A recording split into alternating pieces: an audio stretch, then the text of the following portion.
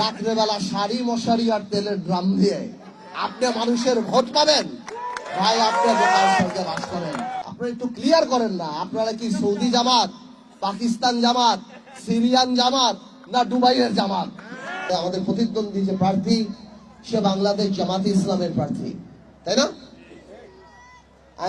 আমি নিশ্চিত আপনাদের কাছে, আমার ভাষান চেকের বিভিন্ন ভোটারদের কাছে, আমার ভাষান চেকের সাধারণ মানুষের কাছে জামাত ইসলামের প্রার্থী তার ভোট যেতে আসবে, ভোটের কথা বলবে। আমার তরফ থেকে আমার সেই প্রার্থী ভাইকে আপনাদের কিছু প্রশ্ন আছে, আপনারা করতে পারবেন?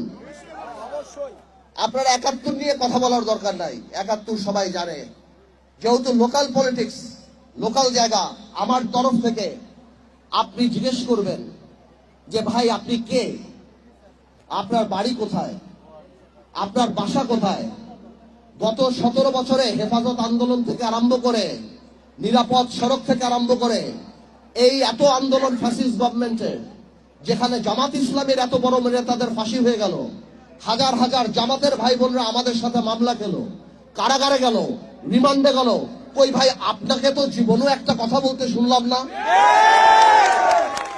এত লক্ষ লক্ষ নেতা কর্মী, জামাত তো আমাদের সাথেই ছিল। আমি পার্থ যখন ২০১৮-তে জামাতের সাথে এক হয়ে এই আসনে নির্বাচন করলাম, আমার জামাতের ভাইরা, আমার বিএনপির ভাইরা, আমার বিজেপির ভাইরা যখন রাস্তায় রাস্তায় বাড়িতে বাড়িতে ঘুরে, আপনি কোথায় ছিলেন ভাই? আপনাকে তো একদিন দেখলাম না। পার্থ ভাই, আপনার কিছু লাগবে কিনা আমি আপনার পাশে দাঁড়াই? এই বাংলাদেশে আমাদের ম্যাডামের উপরে যত অত্যাচার, আপনাদের নেতাদের, জামাতের যে সিনিয়র বড় বড় নেতাদের ফাঁসি হয়ে গেল, জামাতের কত লক্ষ লক্ষ নেতা কর্মীকে মারা হলো, বা হাজার হাজার নেতা কর্মীকে গুম খুন করা হলো, কোথায় ভাই? আপনাকে তো কোনোদিন দেখলাম না। জাতীয় গুরুত্বপূর্ণ ইস্যু থেকে আরম্ভ করে জিনিসপত্রের দাম, শেয়ার মার্কেট, নিরাপদ সড়ক, হেফাজত ইসলাম, এই জুলাই আন্দোলন, কোথাও তো শুনলাম না ভাই আপনি ফেসবুকে একটা স্ট্যাটাস দিয়ে কোনোদিন কারো প্রতিবাদ করছেন। আজকে আপনি মনে করেন রাত্রেবেলা শাড়ি মশারি আর তেলের ড্রাম দিয়ে আপনি মানুষের ভোট পাবেন? ভাই, আপনি বোকার সঙ্গে বাস করেন। আপনারা আমার তরফ থেকে এই প্রশ্নগুলি আমার ভাষান টেকের মা বোন সহ সবার কাছে পৌঁছে দিয়েন। যেই লোক ১৭ বছর নিজের দলের নির্যাতিত নেতা কর্মীর পাশে দাঁড়ায় নাই, তাদের পক্ষে কথা বলে নাই, আপনারা মনে করেন আগামী ৫ বছর আপনাদের ব্যাপারে কথা বলবে? আরেকটা কথাও জিজ্ঞেস করতে চাই ভাই, আপনারা যদি ক্ষমতায় আসেন, আল্লাহ না করুক, যদি আসেন, তাহলে বলেন এই দেশে কি ১৬ই ডিসেম্বর হবে? এই দেশে কি পহেলা বৈশাখ হবে? এই দেশে কি ২১শে ফেব্রুয়ারি হবে? এই দেশে কি কোনোভাবেও দুর্গাপূজা হবে?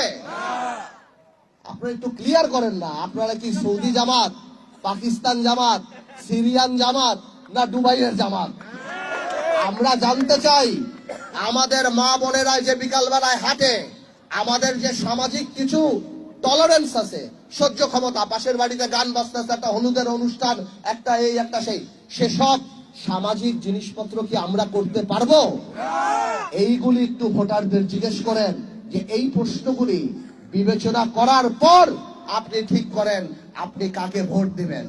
জান্নাতের টিকিট বেচার দিন শেষ। তরুণদের বাংলাদেশ, আবেগ নয় বিবেক দিয়েই আমরা নেতা নির্বাচিত করব। সবাই ভালো থাকেন, আল্লাহ হাফেজ।